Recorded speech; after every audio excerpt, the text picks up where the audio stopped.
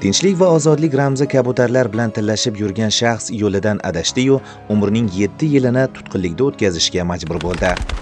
55 yoshimda chakaydim narkotik modasini. Bir tanishim iltimos qilib so'ragani uchun qo'liga berdim. Oradan necha kundir o'tib, meni militsiya xodimlar kelib uydan olib ketdi. Shu jinoyatim uchun jazo tortib keldim. Iltimos qilamanki, hech kimga buni ravo ko'rmayman.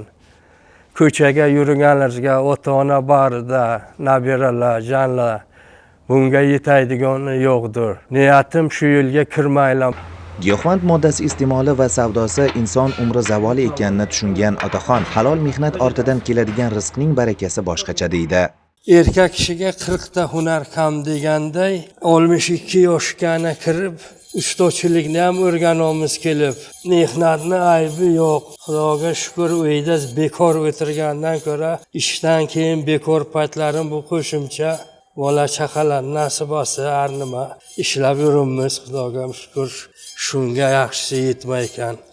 Assalomu alaykum. Assalomu alaykum. Yaxshimisiz aka?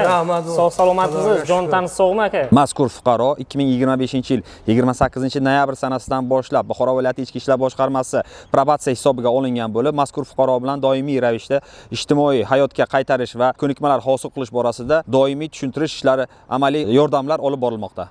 Asosiysi inson qaysi yoshda bo'lmasin xatolardan to'g'ri xulosa chiqarishi muhim. Yana erkin hayotga qaytgan bu fuqaro ham endi kabutarlari kabi ozodlikni hech nimaga almashmaydi. Ana shu yerda bekor paytim kaptarlar bilan boqib, shularga qarab o'zimni zeriktirmay o'tiraman. Samigilarni chiqdim ozodlikka. Xudo xohlasa boshqalarga buni ravo ko'rmayman. Ana ozodlikka yurisiz, ana kabutar ko'p kaptarlarimday uchib.